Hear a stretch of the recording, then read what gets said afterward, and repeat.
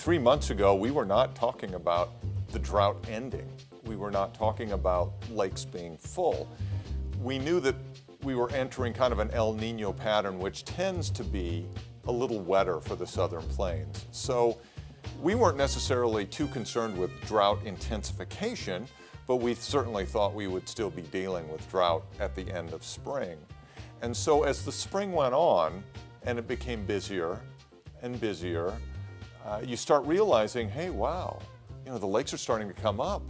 Now they're only, 20 feet below normal. Now they're 15 feet below normal. And then you get into May and you start really seeing some serious rain amounts. And you're also seeing the forecast not changing from 7-day to 7-day. It's every day there's a chance of rain. Now in your heart it's probably not going to rain every 7 days, but we had some stretches in there. I know at my house in northern Tarrant County, I had 10 consecutive days where it rained. So that's kind of unusual even by May standards. So once we hit the middle of May, we knew we were in a special spring. We knew that the drought was going to be obliterated because a pattern like this usually just doesn't shut off like that. It's not a new normal. What I see? If you want to see the future, look to the past. We will have a new drought eventually. I mean, here we are. It hasn't rained for 9 consecutive days since we were washed out on May 30th. That's not to say that that's the start of the new drought, but we will see periods of dryness because we live in Texas.